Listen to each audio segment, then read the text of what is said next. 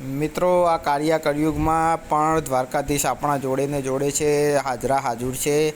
આ દુનિયાની અંદર દ્વારકાધીશ આપણે જે માનીએ છીએ ભગવાનને, એ ભગવાન આપણા જોડે ને જોડે ને હાજર છે. કેમ કે તમે જોઈ શકો છો મિત્રો, ફક્ત 10 કે 12 વર્ષની જ દીકરી છે, એ ચાલતા મિત્રો દ્વારકા જઈ રહી છે. એના મોઢા ઉપર હસતી જ છે મિત્રો.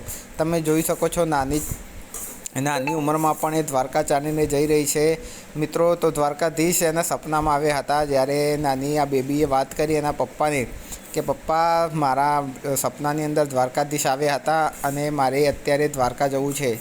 તો એના પપ્પાએ કીધું કે બેટા, આપણે ગાડી લઈને દ્વારકા જઈએ, તું ચિંતા ના કરીશ. ત્યારે આ નાની છોકરી એમ કહે છે કે પપ્પા, મારે ગાડીમાં નથી જવું, મારે ચાલતું જવું છે.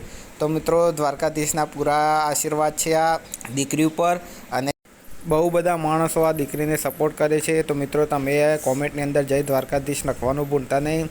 દરેક સિટીની અંદર, દરેક બજારની અંદર આ બેબીને સ્વાગત કરવામાં આવે છે અને દ્વારકાધીશના પૂરા આશીર્વાદ છે. તો આને જમાડવામાં આવે છે. કોઈ સિટીની અંદર, કોઈ બજારની અંદર એવું કોઈ બજાર નથી, કોઈ સિટી નથી મિત્રો, જ્યાં આનું સ્વાગત કરવામાં ના આવ્યું હોય. આ નાની બેબીની દરેક જગ્યાએ સ્વાગત કરવામાં આવે છે અને આ બેબીના જોડે ને જોડે બધા માણસો ચાલે છે.